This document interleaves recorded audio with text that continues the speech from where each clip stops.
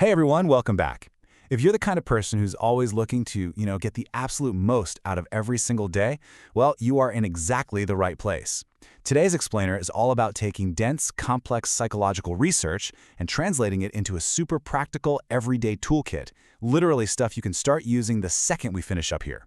We're going to walk through 12 specific psychological facts that will fundamentally change the way you navigate your world. Okay, let's dive into this, because that right there is exactly the question we're answering today. What if science had cheat codes for everyday life? Think of these as actual, literal cheat codes for reality.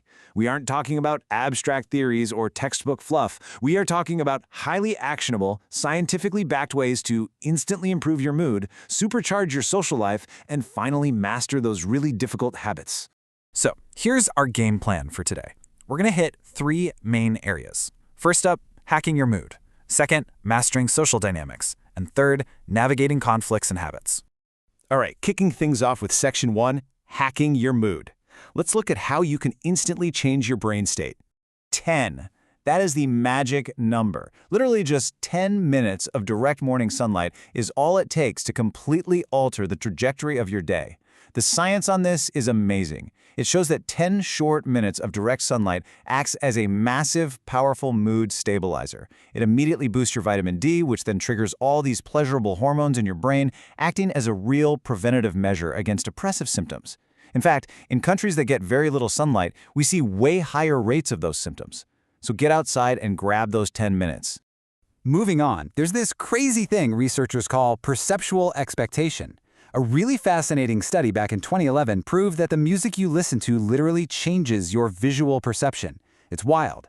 Participants were asked to identify happy or sad faces on a piece of paper. The result?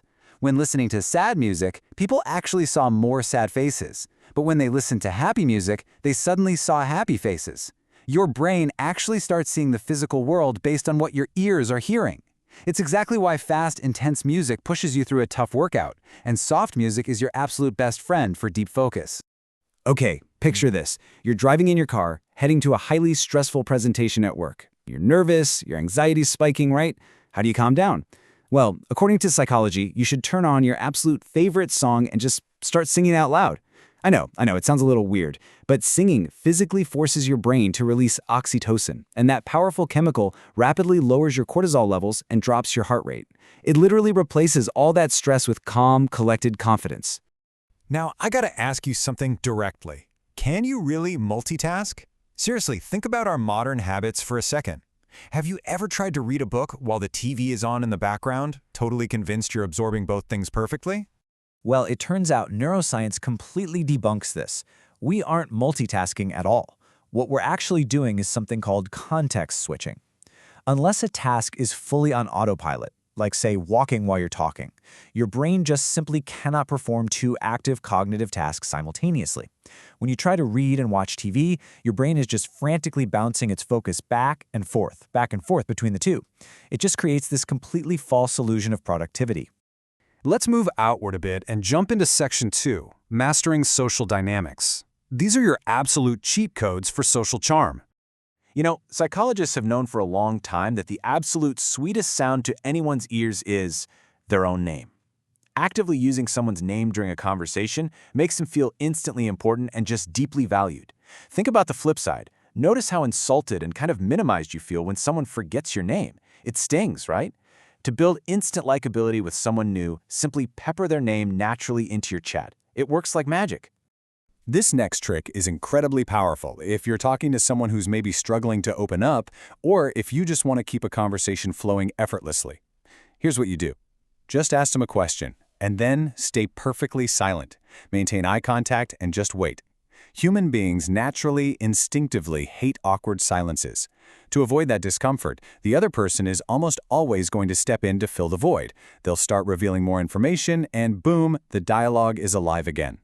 Now, what's really interesting about this next one is how subtle it is. It's a phenomenon psychologists call the chameleon effect. If you want to build instant comfort and rapport, start consciously mirroring your conversation partner. Pay close attention to the specific words they use all the time, or the way they're holding their posture, and just gently copy them. When you adopt their vocabulary, they unconsciously identify with you. They start to feel like, hey, this person is just like me. which makes them immensely comfortable in your presence.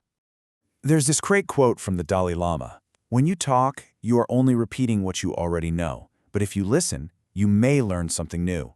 And man, is that true. There is massive, massive social power in occasionally just playing dumb. If you want to leave an unforgettable impression, let the other person feel smart. Even if you're a total expert on cars and you meet someone who loves cars, ask them questions. Act like you're eager to learn from them. People absolutely love talking about their own interests. Active listening like that, it instantly makes you one of the most likable people in the room. All right, bringing it all home with our final section, navigating conflicts and habits. We are mastering the hard stuff here. Have you ever been at a gathering, maybe a family dinner or a meeting, where you can literally feel an argument brewing? The tension is rising, a conflict is totally imminent. Enter the snack man trick. Psychologists note that eating is a naturally calming, passive activity. So if you want to instantly diffuse a suddenly aggressive situation, just bring food into the mix. Seriously, sitting next to an angry person and casually offering them a simple piece of chocolate can completely short-circuit the tension and bring the whole room's temperature down. Next up is a brilliant little technique called the illusion of choice. If you need someone to make a decision that favors you, just give them two options, both of which you already control. Parents are absolute pros at this. Instead of demanding a kid's study, they ask, "Hey, do you want to study English or math first?" The child feels totally empowered and in control of their destiny, but they're doing exactly what the parent wanted all along. Waiters do this all the time too, offering you specific choices they know the kitchen can whip up quickly, leaving you thinking you just made a great spontaneous decision. 66. I want you to just let that number sink in for a second. Because for years, we have all been sold this absolute myth that it takes 21 days to build a habit. It's simply not true. And honestly, it just sets us all up for failure and disappointment. Real neuropsychological research actually proves that it takes an average of 66 days to form or break a habit. So the absolutely crucial point here is understanding exactly how those 66 days break down inside your brain. It happens in 3 phases. Phase 1. The first 22 days is highly uncomfortable. And guess what? By day 22, most people quit because they expected it to be easy by now. Then there's Phase 2, days 23 to 44. This is just hard to handle and requires raw, sheer discipline. But then you hit Phase 3, days 45 to 66. This is where momentum finally kicks in. If you can push yourself to day 66, the routine literally hardwires itself into your mind and body. Our final psychological cheat code is tied to the famous Dunning-Kruger effect, based on some wild 1999 research on intelligence. It basically shows that people with average intelligence constantly overestimate their skills, and they boast to appear superior. But highly intelligent people? They actually suffer from constant self-doubt and are almost never satisfied with their knowledge. You know that one friend who always claims they completely failed to study, but then magically aces the exam every single time? Yeah, they aren't actually lying to you about their anxiety. Their high intelligence genuinely makes them doubt their own vast preparation. Wow, we have covered a ton of ground today. From finding your 10 minutes of morning sun to strategically using silence, all the way to finally understanding that true 66-day habit journey. So I'm going to leave you with this one thought. Which of these psychological cheat codes are you going to use to change your reality today? Pick just one, test it out in the real world, and watch how everything around you shifts. Thanks so much for learning with me on this explainer, and I'll catch you in the next one.